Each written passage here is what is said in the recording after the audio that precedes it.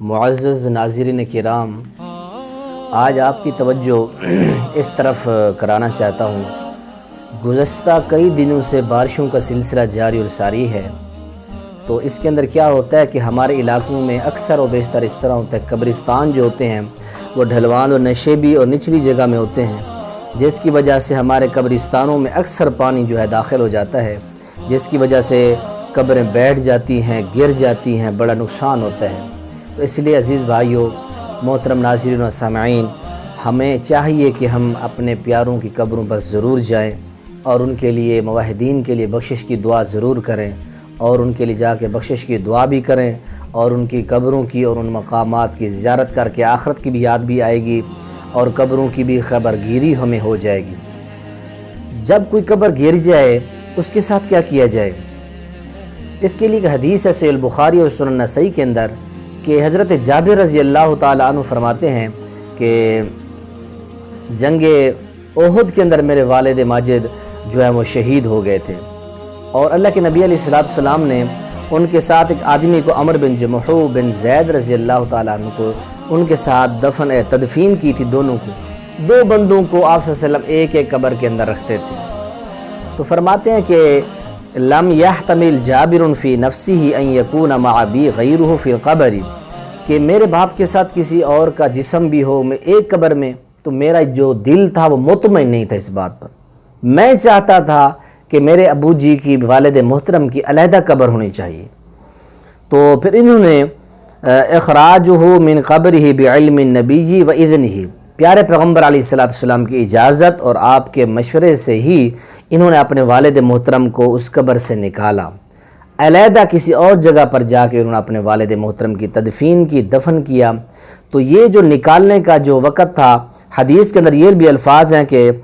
اخرجہ بعد دفنہ بستۃ اشہر، 6 ماہ بعد حضرت جابر رضی اللہ تعالیٰ عنہ نے اپنے والد محترم کو قبر سے نکال کے ان کے لیے علیحدہ کسی جگہ پر اور قبر بنائی تھی۔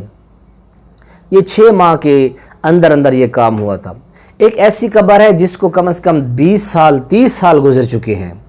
تو اس کا پتہ نہیں ہے کہ اندر جسم پڑا ہے، جسم ختم ہو گیا ہے، کیا نظام ہے۔ اگر نظر آتا ہے کہیں صحیح سلامت، الحمدللہ کئی ایسے اللہ کے پیارے ہوتے ہیں کہ جن کے جسم کئی سالوں کے گزر جانے کے بعد بھی صحیح سلامت پڑے ہوتے ہیں۔ اگر جسم صحیح سلامت آپ کو نظر آ رہا ہے، پڑا ہے، اس کو اٹھا کے کسی اور جگہ اس کی تدفین کر دیں، جائز ہے۔ حدیث کی روشنی میں صحیح البخاری کی روایت آپ کو سنا دی ہے، سنن نسائی کے اندر بھی آتا ہے۔ ہاں، اگر ایسا جسم ہے جس کے اندر کوئی چیز بھی، کفن میں کوئی چیز نہیں ہے،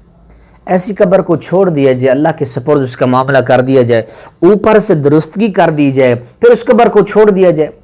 اگر ہمیں جسم سے سلامت نظر آتا ہے تو پھر اس کو اٹھا کے دوسری جگہ اس کو منتقل کر دیا جائے، تو یہ حدیث کے اندر اس کی اجازت ہے۔ تو میرے پیارے بھائیوں، معزز سامعین و ناظرین، اپنے پیاروں کی قبروں کی خبر گیری ضرور کریں، ان کے لیے جائیں۔ پیارے پیغمبر علیہ السلام بھی جایا کرتے تھے۔ ہمارے اسلاف مولانا محمد امین صاحب اوڈا والا کے ہمارے بزرگ ہیں، ان کی زیارت کے لیے ہم گئے تھے۔ محترم جناب زبیر محمد مغل صاحب اور مولانا افتخار صاحب، مولانا فروغ صاحب، بابا جی عبدالشکور صاحب، ہم یہ 5 آدمیوں کا وفد ان کی زیارت کے لیے اوڈا والا جب ہم پہنچے، جمعرات کا دن تھا، تو پتہ چلا کہ استاذ محترم، شیخ محترم قبرستان گئے ہوئے ہیں، اور ان کے طلباء نے یہ بتایا